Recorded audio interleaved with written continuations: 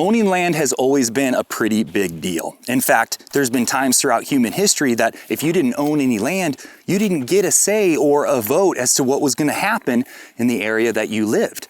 The term landlord comes from individuals who owned enough land that the king in that time would make them a lord. And once again, land is becoming a big deal.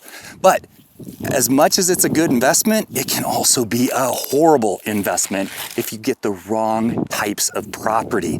Today, I'm going to go over those 5 pieces of property that I would absolutely stay away from.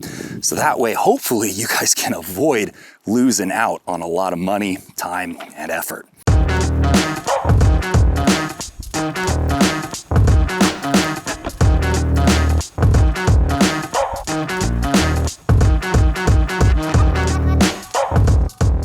Now, I'm glad you guys are doing your research by watching this video, but it's really important that you have an expert that you can bounce things off of, ask questions of, whether that's a developer who's a friend of yours or someone who went through the process and already bought land, or an agent that you found that really knows his stuff when it comes to buying land. You want to make sure that you do not step into something that you can't get out of. So the first property we're going to talk about wetlands, seasonal wetlands. We have quite a bit of that up in North Idaho, and it's kind of tricky because depending on the time of season that you come and look at it, it might not seem like that big of a deal. If you're looking at maybe 5 acres and they're saying, well, about an acre of it is wetlands, but hey, it's still 4 acres, maybe it's a good price, I would still recommend staying away from it for several reasons.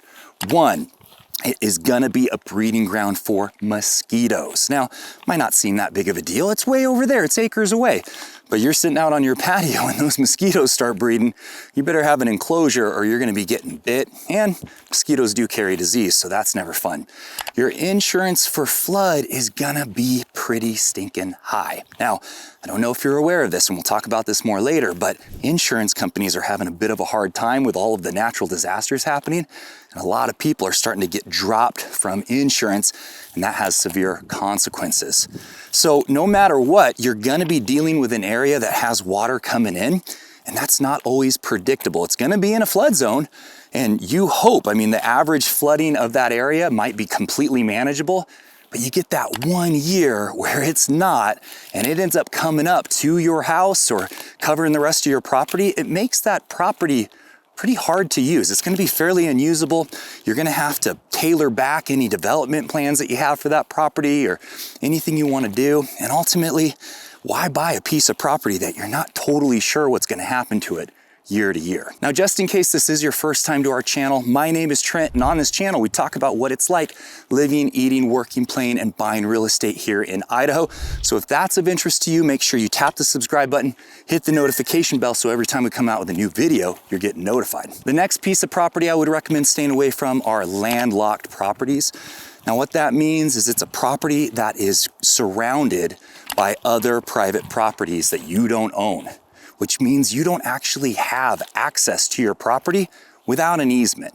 Now, easements are easy enough to get, and usually if it's landlocked, you're gonna have an easement in place. But in Idaho, you can do handshake agreements, and those can be legally binding with the person who made it. It does not necessarily pass on to the next owner. And if you do have an easement, you really wanna make sure that that's studied and understood all of the legal parameters, because if it's not solid, it might not pass on to the next owner, just like that handshake agreement. Now, the reason I don't like landlocked properties with easements is because you're relying on somebody else to follow a legal agreement. And unfortunately, people can be a little bit weird. They can get weird. Confrontations can happen. People can get Alzheimer's. They can start forgetting things. It just can turn into a bit of a mess. And I think if you're gonna make that kind of investment, why have an extra thing added onto it? Ultimately, it's gonna affect the resale value. It's gonna affect the type of development that you can do. Because you have to imagine, if there's only one way in and out of that property, and your neighbors decide, you know what, I'm gonna make a stink, I'm gonna take you to court. As you know, you don't have to be in the wrong to be dragged into court, and you can still lose even when you win because you got to pay that attorney. So overall, I just don't think landlocked properties are a good investment. I wouldn't say if it was a really good piece of property and everything looks super solid, I wouldn't say pass on that, but I would definitely not have that be my first pick. And like I said, you want to do your own research, and I'm glad you are, but make sure you have somebody in your corner. And if you don't, you can always reach out to us here in North Idaho. Like I said, my name is Trent, and I have a team of the Living Life in North Idaho Realty Group, and we're here to help people figure this stuff out.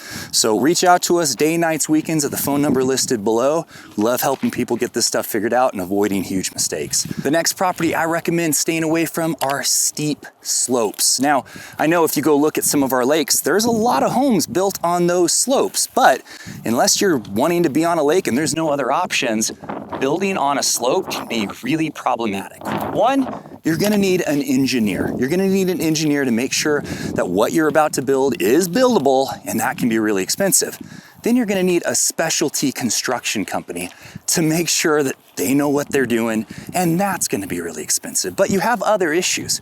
You have drainage issues. Land is prone to erosion, and so when you're on a steep slope, you're hoping that they did the drainage right, and you're hoping that you are not in that home if that area gets eroded and a landslide occurs. We've been seeing a lot of landslides lately. If you're on the internet, they're happening all over the place, so just something you really want to watch out for. You also have the obvious problem that it's limited usability, right? You are on a slope. So even if you're buying 5 acres and you have 1 acre that's usable and 4 that's on a slope, you're really only buying 1 acre of usable land, and what's the point in having that slope? Now, maybe you just want a really, really great view and that's what it's going to provide. That's fine, but it does get a little bit tricky, and insurance can cost more when you're on a slope that's a little bit trickier to build. And just building on a slope, you're gonna have special materials. You're gonna have special structures that cost quite a bit more to build on. So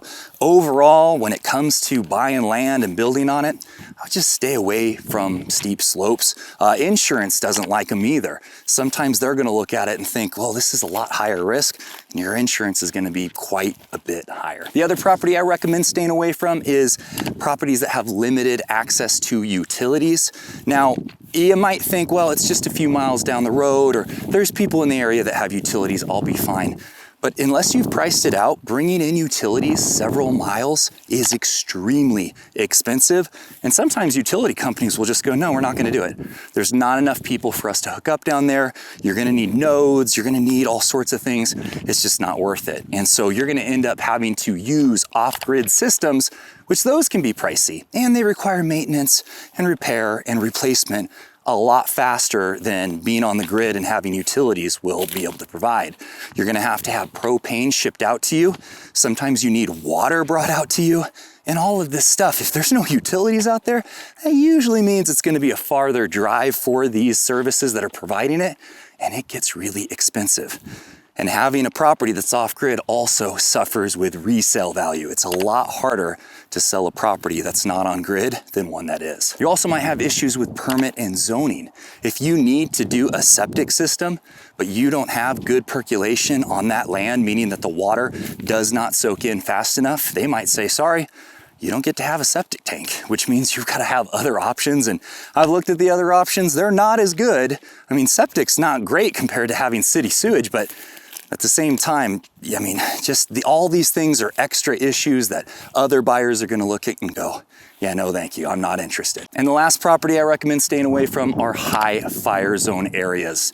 This is becoming a huge issue down in places like California, over in Mammoth. There are people that are losing the ability to have insurance.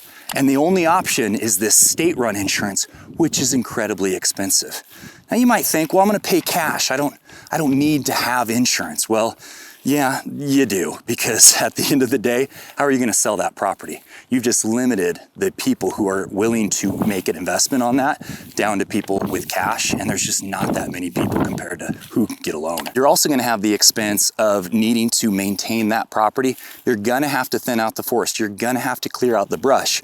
And if you accidentally cause a fire that burns down that forest near you, and it comes back that, hey, it was you and it was your fault and you weren't properly taking care of your area, you could be held liable. It sounds a little bit extreme, but things like this happen down in places like California. Not so much here in Idaho yet, but as the population grows, so will the regulations. You also have to worry about safety and evacuation. Fires are obviously a very big problem, and if there's only one way in and one way out of your property, and that gets covered up, it gets closed off due to the fire, you're stuck. You're gonna be in your house trying to defend it against that fire, and maybe putting yourself at risk, needing somebody to come save you and evacuate you. And personally, I just don't like that idea. I would much rather be able to have multiple ways to get off of my property. And so just keep all those things in mind.